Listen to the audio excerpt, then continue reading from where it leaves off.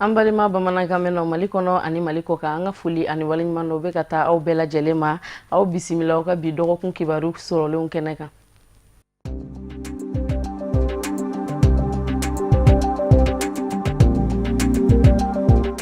U bɛ taa mɔgɔ 7 la mɔgɔ minnu n'u bɛna baara kɛ san 3 kɔnɔ u ka baara fanba bɛna kɛ jamana kɔnɔdenw tuguɲɔgɔnyali ye ni san labanw na société civile ka baara y'i kunbɔ yɔrɔ yɔrɔ u sera bɛɛ kɛnɛ kan Fosco ka wulikajɔ bolila sɛgɛsɛgɛli bɛn sabatili dugukolo kan fo ka taa se an ka bolo ɲɔgɔn fɛ bɛn ani kelenya kɔnɔ forum ɲɛmɔgɔba y'a yira a ka kɔrɔfɔw la ka fɔ baara caman de tora min bɛ ka mɔgɔw kɔnɔ mɔgɔ minnu n'u sigira biro la ka kɛ forum président ye o ye danaya ba de ye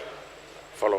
danaya min do o kɔrɔ ko forum membre b'a dɔn ka fɔ i bɛ se baara min bɛna kalifa i la i bɛ s'a kɔrɔ i bɛ s'a kɛcogo la wa i b'a lase fɔ a dan na yɔrɔ o kɔni o bɛ mɔgɔw la nisɔndiya filanan fɛnɛ forum fɛnɛ tɔn ye tɔn min place bɛ jamana kɔnɔ donc k'a fɔ ko anw bɛ ko o tɔn ɲɛmɔgɔ ye walasa ka o tɔn place fa jɔyɔrɔ fa jamana kɔnɔ hakili o fɛnɛ bɛ mɔgɔ nisɔndiya dɛ perspective b'an bolo a fɔlɔfɔlɔ o ye ka an ka groupe thématique minnu bɛ yen k'u ladila k'u sigi sen kan k'u ladila walasa u ka se ka baara kɛ joona ka baara kɛ ka ɲa o ye fɔlɔ ye filanan tɔn forum minnu bɛ kɛ région na olu n'an taamasira k'o sinsin joona joona walasa olu fana ka se k'u place jɔyɔrɔ fa jamana baara kɔnɔ ayiwa min ye naaninan ye sa o ye anw yɛrɛ minnu ye conseil d'administration membre ye anw ka se k'an ka baara kɛ bɛn ani kelenya kɔnɔ. Fosco ye waliya dɔw sigi sen kan Mali société civile yɛrɛ ka baara kɛcogo ɲuman kadara kɔnɔ walasa ali bi wulikajɔ min b'u la k'o wulikajɔ don ba la ani ka dɔ fara u ka yelen ka u ka baara kadara kɔnɔ société civile sigilen do kuma ɲɔgɔnya hakilina falenfalen fo ka taa se baara ɲɔgɔnya u ni cakɛda wɛrɛw ni ɲɔgɔn cɛ.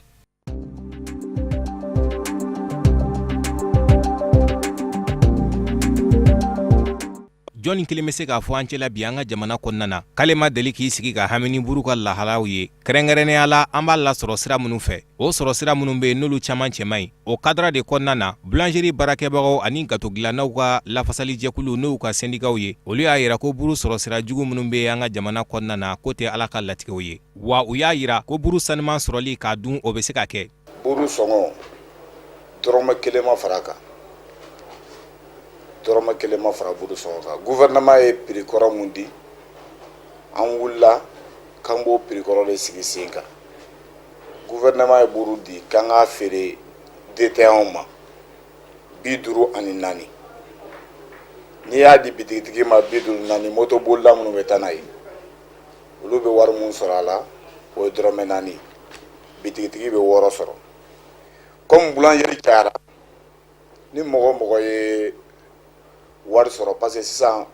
bɛɛ tɛ se ka furu san furu kasiw de ka ca ni mɔgɔ min ye furu kasi san 10 000 an bɛ furu san wagati min na ça trouve que furu c'est moins de 100 millions o y'a sɔrɔ furu b'o la bon bi na boulangerie complet i bɛ taa san kasi la ka bɔ n'a ye kɔfɛ ka na i ye wari don a la cayalenba tɛ tɛmɛ 15 millions kan ni mun wulila u bɛ boulangerie dayɛlɛ papier tɛ k'a bolo foyi tɛ k'a bolo a bɛ na a bɛ prix sabati boulangerie tellement que boulangerie tigiw yɛrɛ tigɛlen d'u yɛrɛ la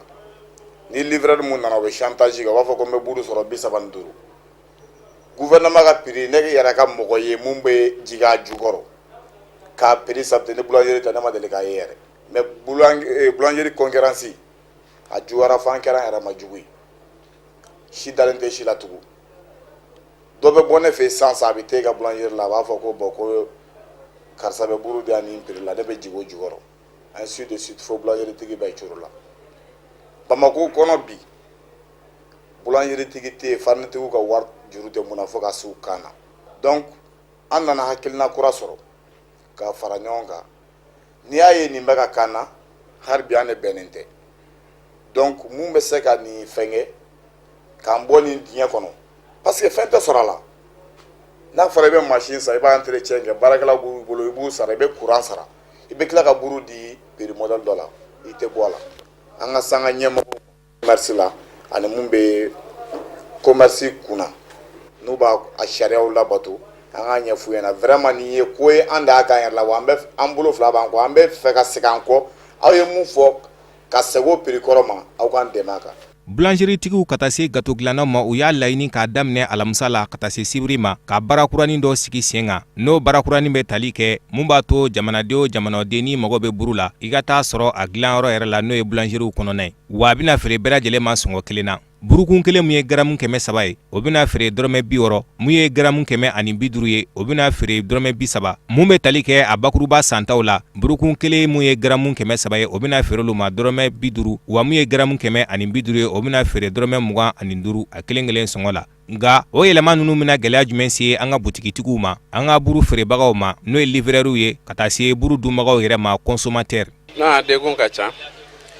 parce que ni taara lajɛ buru in bɛɛ mɔgɔ b'a la an fana b'a feere an mɔgɔ de b'a la donc n'a fɔra client k'an bila ka taa ta boulangerie yɛrɛ la a b'an ka sɔrɔ nakasi bɛɛ y'a gɛlɛya kelen de na e déplacer ka taa donc i bɛ client mun perdi ani client minnu bɛ na u t'a sɔrɔ i bolo fana o fana ye perdre dɔ a bɛ komi perdre fila e bɛ déplacer ka taa i bɛ client perdi client bɛ na fana u t'a sɔrɔ i bolo fo i ka déplacer ka taa o fana ye perdre dɔ a prix ko fanfɛla na dɔw fara la prix ka an kɔni a se tɛ a ka gɛlɛya ne tɛ an t'a fɛ a ka gɛlɛya welelikan mun bɛ ne bolo n b'a fɛ bɛɛ ka hakili sigi a ko la an bɛ se k'a lajɛ cogoya min na a bɛ se ka nɔgɔya an bɛɛ bolo cogoya min na o ka buru in dilan an ka ɲɛ buru ka kɛ buru ɲɛnama ye parce que ko bɛna yɛlɛma don buru la ka kɛ 60 ye donc n'a kɛra 60 a ka dɔn buru fana 60 kan ka don a ka kɛ buru ɲɛnama ye n'o kɔni kɛra a bɛ degun s'an ma parce que a bɛ baarantanya degun s'an ma an fana ye denbatigiw de an bɛ so sara an bɛ nasɔngɔ bɔ an fana bɛ buru ta ka taa feere donc an t'a ɲin'a la dɔɔni dɔɔni an bɛ ka débrouiller o de la donc n'a fɔra an ka baara jɔ sisan ko bɛɛ ka taa buru san boulangerie la a bɛ gɛlɛya mun s'an ma a bɛ baarantanya gɛlɛya s'an ma a bɛ so min las'an ma donc a ko bɛ gɛlɛya an bolo kosɛbɛ kosɛbɛ bon an ni ɲɛmɔgɔw bɛna ɲɔgɔn ye mais an ma ɲɔgɔn ye ka kuma jɔnjɔn fɔ k'a fɔ an y'a bila ni kelen kan o ma fɔ fɔlɔ nka an bɛna ɲɔgɔn ye nin kɔfɛ donc a bɛ bila sen kelen kan an bɛ sɔrɔ ka baara continuer ka ɲɛ kɔrɔlen kelenw bɛ taa d'anw ma minnu b'a ta olu bolo ka taa feere an ma an yɛrɛ tun bɛ buru sɔrɔ 250 275 francs mais sisan ko kana buru san fɔ boulangerie la o ka tila ka na san fɔ 300 francs bon u k'u sigi ka réfléchir ko in kan n'u bɛ fɛ u y'a dabɔ jamanadenw ka lafiya ani kɛnɛya kama parce que tiɲɛ yɛrɛ la buru minnu bɛ taa d'an ma u yan'u ka se anw ma an se yɔrɔ la an b'a ye buru ninnu bɛ condition min na a ma nɔgɔn parce que dɔw bɛ se ka nɔgɔ dɔw bɛ se ka microbe dɔ sɔrɔ san'a ka se dunbagaw ma i y'a faamu n'u bɛ k'a dabɔ o kama o bɛɛ ye jamanadenw ka kɛnɛya ko n'u ka jamana ɲɛtaga sabatiko ye mais u ka sigi ka miiri halisa parce que an bɛ yɔrɔ min na sisan jamana in gɛlɛya bɛ yen. Ne ni hakilina in ye boulangerie ka lafasali jɛkulu syndicats olu kɔni y'a laɲini de ka se ka buru lakana ani ka nɔgɔya da don a la an ka jamana kɔnɔna na walasa ka buru yɛrɛ kisi ka bɔ siradala nɔgɔw ma.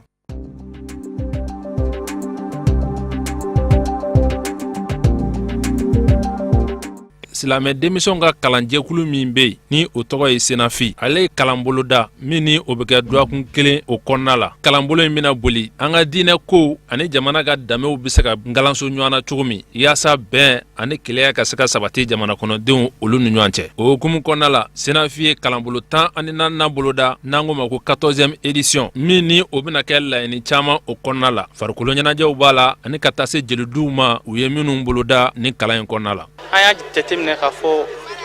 nin fɛn in a se ka sɔrɔ ten tɔ f'an anw yɛrɛ ka anw bureau national ligue islamique des élèves étudiants du Mali olu bɛ se ka fara ɲɔgɔn kan cogo min na walasa ka se ka u ka séminaire kɛ ka Mali bɛɛ fara ɲɔgɔn kan ka se ka séminaire kɛ cogo min na minnu bɛ kɛlɛ kɛ ni marifaw ye o t'anw ka silamɛya dɔ ye u b'a fɔ ko olu ye silamɛw mais o t'an ka silamɛya dɔ ye c'est pour que an ka laadalakow ani an ka diinɛkow ka se k'olu bɔ ɲɔgɔn na cogo min na bɛɛ ka se k'a dɔn bɛɛ k'i ta n'i bila dɔn k'a fɔ ni bi ta kɔfɛ n'i y'a dɔn k'a fɔ karisa bɛ ka marifa ta ɲɔgɔn kama yen fɛ k'a fɔ silamɛya ka ko tɛ hakilina min mana ta nin séminaire in kɔnɔna na an bɛ fɛɛrɛ de tigɛ sisan walasa o hakilinaw ka se ka taa Mali fan bɛɛ fɛ bɛɛ ka se ka baara kɛ n'a ye surtout an ka cible n'o ye duguma kalandenw fo ka taa se sanfɛ kalandenw ma ani arabu ni faransɛ faralen ɲɔgɔn kan. Ni kalanbolo in bɛna sigi sen kan senafi maaw fɛ yaasa baara ka se ka kɛ n'u ka hakilina ye jamanadenw fɛ kalan sira fɛ ani kodɔn yɛrɛ nasiraw bolo ma jamana danbew ani silamɛya yɛrɛ hakilina kɔrɔw minnu ni silamɛya sinsinna olu kan. Hakilina min b'an na ka ɲɛsin jeunesse musulmane ma surtout jeunesse étudiants et élèves du Mali c'est sur la consolidation de la paix au Mali bɛn ka se ka sabati jamana kɔnɔ cogo di hukumu de kɔnɔ an ka formation bɛna passer o cérémonie de la an ye an ka faamaw wele o nana inchallah ka na an bilasira activité nin bɛna kɛ ni hakilina min ye o ye formation fɔlɔ le ka formation di an ka ekɔlidenw ma diina kan ka tila ka formation di u ma fasoden ɲumanya kan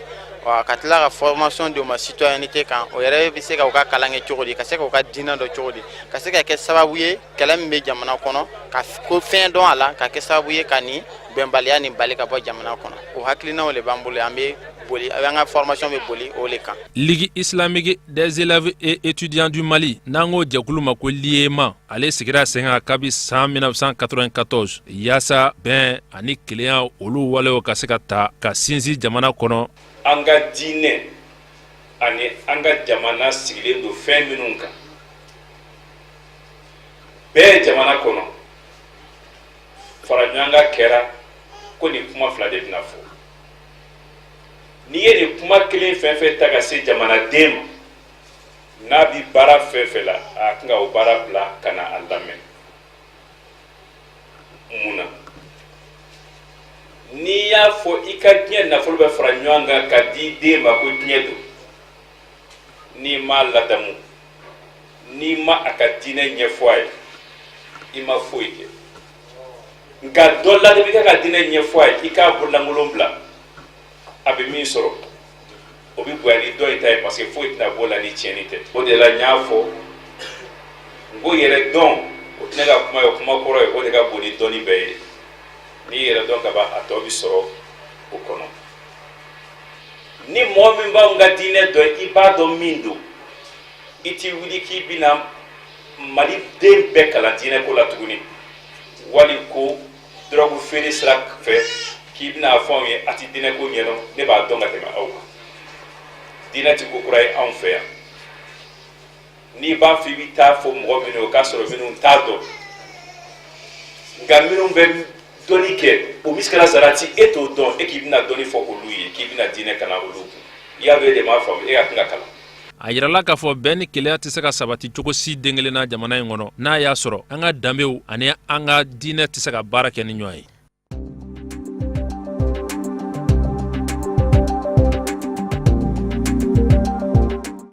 Sangani Seyd Sherifu Usman Madani ka laɲini n'o de ye ka maliden cɛman ani musoman denmisɛn ani maabakɔrɔ u bɛɛ la don da kelen fɛ ka bɔ da kelen fɛ kɛrɛnkɛrɛnnenya Kidal marabolo kɔnɔna na n'o ye Imgadu ani Ifogasu ye. Bon, vraiment nin ye nisɔndiya de puis ko bi sigi a laselu fana ma parce que faut que mɔgɔw k'a faamuya nin tile fila baara min filɛ nin ye n'o ye an ka diinɛ ɲɛmɔgɔw Sheriff Sonadan Haidara ale ni Imam Mahmoud Diko ani Bamako dugulenw ka fara mɔgɔ caman wɛrɛ kan pour que an balima minnu dusukun fɔlen don ɲɔgɔn kɔ n'u kɛmɛ saba ka jamana yɛrɛ bloqué bi mais nin diinɛ ɲɛmɔgɔ ninnu ka rôle ka bon a la parce que olu de ye accord d'Alger soutenu ka taa Europe ka taa yɔrɔ caman ka mɔgɔw sensibiliser mais n'a yɛrɛ k'a fɔ o accord d'Alger fana bi an bloqué don fana niveau la mais ala yɛrɛ nana kɛ a bloqué mɛ minnu ka niveau la n'o ye Imgadu ni Ifogasu ye ou bien dɔw b'a faamuya k'a fɔ plateforme ni siema olu yɛrɛ ye wulila ka se Sheriff Sonadan Haidara ma u sera ne yɛrɛ de fɔlɔ ma an n'u sera an kumana. O kadara kɔnɔna na an b'aw ladɔnniya k'a fɔ ko tile fila kɔnɔna na k'a daminɛ tɛnɛn don kalo tile 29 ka taa bila tarata don kalo tile 30 Sheriff Usman Madani Haidara ka fara ni jɛkulu fila ɲɛmaw kan u sigira ka ɲɔgɔn kuma ɲɔgɔnya yaasa gɛlɛya min bɛ Kidal kɔnɔna na n'a kɛlɛ ka Mali bɛɛ lajɛlen la kodɔn bi fura ka sɔrɔ a la. An bɛ barika da Ala ye ka sali Ala kira kan alayhi salatu wassalam. Effectivement an bɛ tile fila bɔ sisan an bɛ ɲɔgɔnya la ɲɔgɔnya in ye hakili jaka bɔ ye ka gɛrɛ an balimaw la minnu dusukun fɔlen bɛ ɲɔgɔn kɔ n'o ye Kidalikaw ye sema ni gaca mɔgɔw an y'u lamɛn baara in bɛɛ lajɛlen Ala barika la a bɛ ne yɛrɛ ni n dɔgɔkɛ n'o ye Cheikh Sheriff Usman Madani Haidara ani Muhammad Makiba an'an balima tɔw an faralen bɛ ɲɔgɔn kan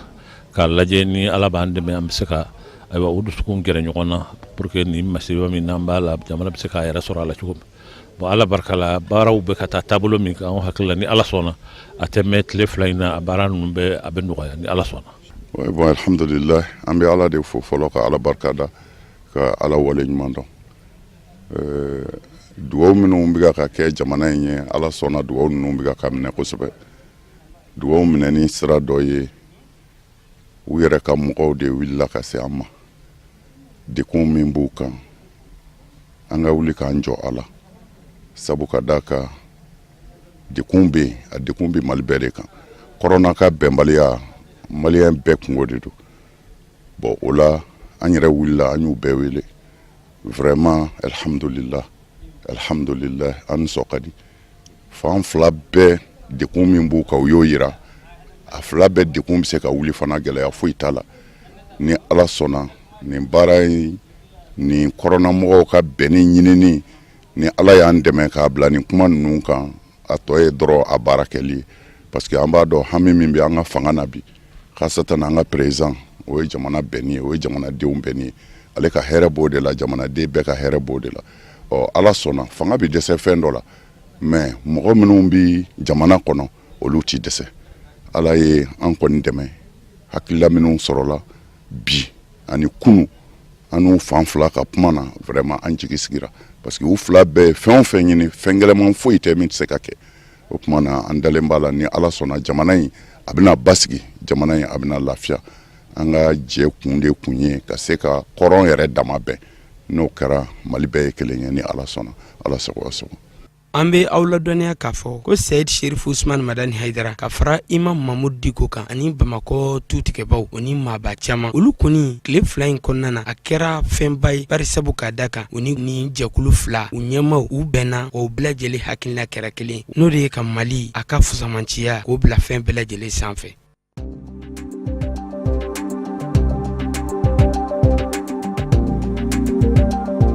Tile saba sigili kɔfɛ min kɛra Seyid Sherif Usman Madani Haidara ale ni kulu maramafɛntigiw ni ɲɔgɔn cɛ n'o ye Gatiya ani Siman ye ni bɛnbaliya babu u ni ɲɔgɔn cɛ Kidali kɔnɔna na an bɛ don min na ko bi o kadara kɔnɔna na an ka jamanakuntigi Elhaji Ibrahim Boubacar Keita a ye danaya da maa min kan u ka jɔyɔrɔ fa nin kumaɲɔgɔnya ninnu kɔnɔna na ani Algérie bɛnkan sɛbɛn donnen ba la n'o ye Général Mahamadou Diagouraka ye kulu maramafɛntigi ninnu ale fana y'u bisimila o kɛra kunun a jabala la yaasa bɛn ani kelenya o ka sabati Kidali kɔnɔna na min bɛna kɛ sababu ye ka Mali bɛɛ lajɛlen lasɔrɔ yaasa ɲɛta o ka sabati Mali kɔnɔ. An ye min kɛ halisa mɔgɔw bɔra Gawo kana fara mɔgɔw minnu bɛ Bamako yan nɔ maire de Bamako b'a la le président de la coordination des chefs de quartier de Bamako o b'a la ka fara minnu bɔra Gawo kan n'o ye Ali Badi n'o ye chef Arma ye n'o ye chef Songo ye ni Samba Maïga ye ka fara les représentants le chef d'Arawan, les représentants du Kadi de Tombouctou, l'imam Alpha Oumar. Donc nous bɛ farala ɲɔgɔn kan ka na essayer ka kuma an balima ɲɔgɔn cɛ minnu bɛ ka kɛlɛ kɛ Kidali u n'ale Bamako kuma daminɛna u ɲɔgɔn cɛ mais a kuma bloquera a bloquelen an y'a lajɛ k'a fɔ ko ni maliyɛnw bɛɛ ma wuli ka u da don a kuma na a tɛna se ka ɲɛnabɔ donc o de la u bɛɛ y'u ka baara bila ka na fara ɲɔgɔn kan ka nin commission de bons officiers lajɛrɛ ka essayer ka kuma an ye min kɛ jusqu'à présent an ye semaw mɔgɔw ye an ye gacha mɔgɔw ye an y'u ka kuntigiw fana ye minnu ye Mohamed Agentala ani Gamu an n'u bɛɛ kumana an bɛ ka kuma halisa an bɛ ka information ɲini an bɛ ka an ka hakili jaga bɔ k'a lajɛ ni a bɛ se ka kɛ a koɲɛ bɛ se ka dilan cogo min na yaasa que la paix revienne Kidali ani Mali fan bɛɛ. An ye sigi min kɛ bi ani jamanakuntigi ye wasa don maa min na pour que ka hakili ɲɛsin kɔrɔnfɛko in na n'o y'a ka haut représentant ye an n'o de sigira parce que an yɛrɛ de y'a ɲini o fɛ maa minnu bɛ yen n'olu da bɛ jamana in ayiwa a lafiya ko in na n'o ye communauté internationale ye ka a maa ninnu bɛɛ wele an n'u ka sigi parce que an y'an da don baara in na an b'a fɛ olu yɛrɛ an n'u ka sigi a kana kɛ komi n'a y'a sɔrɔ sisan an nana an b'a fɛ k'olu sen bɔ a la de k'u gɛn ka bɔ yen an yɛrɛ de bɛna an ka fɛn ta baara kɛcogo t'o ye ko in an ko an ka hakilimaya kɛ an ka kum'u fɛ an ka bonyamasegi k'u ye u ye baaraba min kɛ ka jamana dɛmɛ an k'o dɔn u ye ka tila k'a f'u ɲɛna k'a fɔ ko anw ma na k'a fɔ ko an bɛna u sen bɔ a la anw nakun de ye gɛlɛya dɔ nana ko in na o gɛlɛya in an hakilila ni ala sɔnna n'an y'an da don a la o yɔrɔ in bɛ se ka nɔgɔya n'o nɔgɔyara ka ban o kuma baara in bɛ tɛmɛ a sira fɛ o kuma ni ala sɔnna bɛɛ ni jɔyɔrɔ min ka kan i b'o baara in kɛ. an b'a yira u la k'a fɔ ko nin lajɛrɛba in min kɛra jamanakuntigi ka lasigiden Algérie bɛnkan sɛbɛn hukumu kɔnɔna na ani kulu maramafɛntigiw ni ɲɔgɔn cɛ kɛ fɛnba ye min daminɛna kaban an ka diinɛ ɲɛmɔgɔw fɛ kɛrɛnkɛrɛnna Seyid Serif Usman Madani Haidara ka fara Mamudu Diko kan ani Bamakɔ tu tigɛbaw yaasa bɛn ka sabati Kidali kɔnɔna na. wulikajɔ ani cɛsiri minnu kɛra nin bɛɛ kun ye jamana in bɛ se ka suma cogo min na kɔrɔn ni an bɛɛ ye fa kelen ba kelen de ye. Jamana ɲɛmɔgɔ n'o ye président de la république ye ale ka cɛsiri a kuma o kuma an fɛ a b'a fɔ an ye de an ka lajɛ bɛn ka don jamana in kɔnɔ bon o y'ale ka kuma ye mais o wajibiyalen bɛ an kan parce que an ka diinɛ b'an wele ka t'o de ma o de la nin tile fila in na an cɛsirila kosɛbɛ ani kɔrɔnfɛmɔgɔ ninnu cɛ pour que u yɛrɛ dama ni ɲɔgɔn cɛ dekun min bɛ yen o bɛ se ka bɔ yen parce que ni tɔɔrɔ bɛ yen a bɛ n'a fɔ a bɛ Mali bɛɛ de kɔnɔ wulikajɔ in de y'o ye fɔ an nana sigi a wula in na ayiwa min numena ka bila ko bɛ ɲɛmɔgɔya la an n'o nana sigi ani farajɛ minnu fana b'an ka jamana kɔnɔ yan ko in basigili la ani hɛrɛ ɲinini na bon an n'olu bɛɛ sigira bi kɔrɔnko in a dan bɛ se ka ɲin'a na cogo min na bɛɛ ka lafiya Mali k'a yɛrɛ sɔrɔ cɛsiri in ye nin de ye. Ni sigilin n'a labɛnna jamanakuntigi ka lasigiden fɛ Algérie bɛnkan sɛbɛn waleyali hukumu kɔnɔna na nin bɛna kɛ fɛnba ye don nataw la n'a y'a sɔrɔ an ka jamana ɲɛmɔgɔw ka fara kulu maramafɛntigi ninnu kan ani an dɛmɛbagajɛkulu bɛɛ lajɛlen ka bɛn ani kelenya k'o sabati Mali fan bɛɛ lajɛlen fɛ.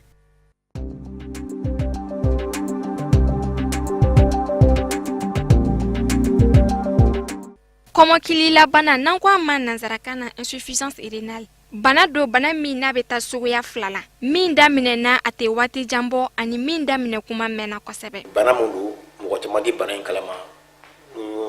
segukaw b'a fɔ a ma ko kɔmɔkili dimi Sikaso jamana mɔgɔw b'a fɔ a ma ko kɔlakuru dimi minnu ye bamakɔkaw sa olu b'a fɔ a ma ko organe ma ko ɔrɔɲɔ donc ko wɛrɛ donc bana mun don mɔgɔ caman t'a dɔn mais an bɛna dɔɔni fɔ a kan parce que n'a ye mɔgɔ minɛ a bɛ kɛ sababu ye ka i ɲɛgɛnɛw dɔgɔya ti ɲɛgɛnɛ caman sɔrɔ fari bɛ funu ka lafa en même temps i farikolo bɛ se ka kɛ sababu ye ka fɔnɔ las'i ma ka ɲɛnaminiw las'i ma ka kunkolodimisɛnninw bila i la i tɛ se ka dumuni ɲɛnama kɛ i dusukun bɛ ɲugun surtout a belebeleba yɛrɛ ye min ye ɲɛgɛnɛ de bɛ dɔgɔya hakɛ mun tun bɛ yen n'i bɛ deli k'o kɛ ka sɔrɔ bana in t'i la i t'o ɲɛgɛnɛ hakɛ sɔrɔ bilen donc o ye dimi ye n'o ye sorodimi ye. Insuffisance rénale n'a y'i minɛ kuma dɔw la a bɛ se ka kɛ sababu ye k'i nin to a la farikolo sɛgɛ a b'o ji caya o kama waleyaw bɛ waleyaw la n'i y'o lakɔlɔsi i yɛrɛ la a bɛ ɲini fɛ i ka wuli ka se kɛnɛyaso la walasa kɛnɛya tigilamɔgɔw u k'i dɛmɛ a furakɛli la ni segana donna banabagatɔ min lahalayaw la ka wuli n'o ye teliyala ka se kɛnɛyaso la. Waliya caman bɛ olu bɛ se ka kɛ sababu ye ka na ni kɔmɔkili dimi ye i n'a fɔ ji dɛsɛ farikolo la accident gɛlɛn bɛ mɔgɔ minnu sɔrɔ n'a bɛ kɛ sababu ye ka na ni jelibɔn ye o tigilamɔgɔw ma furakisɛ tali damatɛmɛ ka fara dɔrɔgu ani sigarɛti kan. Solodimi nin n'o ye dimi nin ye a cause ka ca mais tamasiyɛnw ye min yira farafinna tubabu la Amérique la o ye k'a fɔ diabète bana in ale de y'a première cause ye dans le monde entier parce que ni diabète ma furakɛ a bɛ se ka don adamaden ɲɛ la a bɛ se ka don dusukun na a bɛ se ka sen fana minɛ fo sen bɛɛ tigɛ mais a bɛ se ka sababu ye fana kana don rein na n'o ye solodimi ye k'o bila i la donc diabète y'a cause dɔ ye a sababu dɔ ye sababu filanan diɲɛ kɔnɔ o ye tension ye an y'a ye k'a fɔ bi bi in na ni tension bɛ adamaden mun na ni tension de ma furakɛ ka ɲɛ a bɛ kɛ sababu ye ka na rein fana minɛ k'a dimi sababu wɛrɛw bɛ yen minnu ye infection urinaire ye sugunɛbilenni ale bɛ se b'a fɔ ko nkorosiyɛn marakaw b'a fɔ ma ko togomani dɔw b'a fɔ ko damanjala ale fana bɛ se ka sababu ye ka rein nin fana tiɲɛ k'a dimi bana wɛrɛw bɛ yen minnu ye fura kirikaratɔw ye bamanan fura donkɔnɔmugu ou bien yala fɔ ninnu olu fana bɛ se ka sababu ye ka yɛrɛ ni tiɲɛ mais dɔw fana bɛ yen a bɛ sɔrɔ woloninjɛ fɛ i n'a bɛ wolo donc olu fana y'a cause dɔ ye mais Mali kɔni kɔnɔ yan an bɛ se ka min fɔ sumaya paludisme n'a ma furakɛ ka ɲɛ palu bɛ se ka kɛ a sababuya dɔ ye ani fana dɔw fana bɛ yen nɔ u baara kɛ usines na des produits industriels comme le plomb essence ninnu na u bɛ se ka se mɔgɔ ma. Insuffisance rénale ye bana min n'a kɔlɔlɔ ka jugu kosɛbɛ bari n'a juguyara ka se yɔrɔ dɔ ma i ka diɲɛnatigɛ bɛ siri machine da machine minnu bɛ don farikolo la ka jeli ko ka nɔgɔw bɔ a la bari o dɔrɔn de bɛ se ka kɛ sababu ye k'i jeli ko ka jɛ n'o tɛ i ni bɛ to a da fɛ. Ni jalisi ni yɛrɛ dimi minɛ sa k'i donna jalisi la i bɛ bɔ Mali région na i bɛ obligé ka na i sigi Bamakɔ yan de i b'i ka denbaya bila k'i denw bila ka bɛɛ bila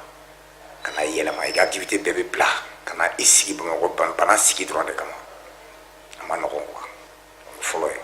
adamaden ni e tɛ baara kɛ i bɛ yɔrɔ mun na i b'a sɔrɔ i ka activité bɛ yen nɔ ni e bɔra yen ka na sigi Bamakɔ yan ko bana furakɛli socialement c'est difficile i tɛ se k'i denw mara tuguni i tɛ se k'i muso mara i tɛ se ka mɔgɔ si mara parce que e bɛ bɔ yen nɔ ka na yɛlɛma Bamakɔ yan bana dɔrɔn furakɛli kama Bamakɔ dun jatigi ko ni fɛn a ka gɛlɛn quoi surtout mɔgɔ min man kɛnɛ furakɛli yɛrɛ gɛlɛya ye mun ye dialyse machine caman kɛra dɛ mais hali sisan a ka dɔgɔ banabaatɔw yɛrɛ ma fɛn min kan ka kɛ dɔgɔkun kɔnɔ siɲɛ 2 walima siɲɛ 3 rendez-vous mun don a dun man kan ka wuli ji tigɛra o kuran nana o kuran tɛ o f'a ka kɛ de n'a ma kɛ banabaatɔ ma kɔlɔlɔ don donc o bɛɛ ye ko caman ye a kan ka nɔgɔya bon i dun tɛ se ka yɛrɛ furakɛ de temps en temps ka to ka bilan kɛ k'a yira k'a fɔ ko furakɛli bɛ cogo di nin ka ɲi wa nin man ɲi wa n ka régime bɛ cogo di sɛgɛ yɛlɛnna wa a jiginna wa nin bɛɛ de bɛ vérifier bon ne bɛ se k'a fɔ nɔgɔya caman kɛra a bɛɛ tɛ donc o yɔrɔnin na gɛlɛyaw b'a la transport lajɛ banabaatɔ bɛ bɔ dugu kɔnɔ ka na Pɔnze heure sugu dɔ la i bɛ tila dialyse la i bɛ taa so cogo di ni moyen t'i bolo gɛlɛya baden de b'a la. yɛrɛ baara nin filɛ n'o ye solodimi ye n'a y'i minɛ a bɛ se ka kɔlɔlɔ caman se mɔgɔ ma mɔgɔ dɔw yɛrɛ bɛ yen bi u ka baaraw tiɲɛnen don a conséquence dɔ ye min ye a bɛ joli dɛsɛ bila i la n'a ye joli dɛsɛ bila i la i bɛ lafu n'i lafura fana i tɛ fanga sɔrɔ i tɛ se ka taa i ka baaraw minnu ka di i tɛ se k'olu kɛ a bɛ kɛ sababu ye fana tuguni ka dumuni minnu ka di i tɛ se k'olu dun donc i bɛ dɛsɛ olu la a bɛ kɛ sababu ye fana tuguni ka ko caman se mɔgɔ ma n'o ye sunɔgɔbaliyaw ye i tɛ sunɔgɔ sɔrɔ sufɛ ka ɲɛ i bɛ sɛgɛn i yɛrɛ ma olu bɛɛ tamasiyɛn dɔ ye a kɔlɔlɔ yɛrɛ jugumanba ye min ye a bɛ se ka kɛ sababu ye ka taa e don dialyse la a bɛ f'o ma ko machine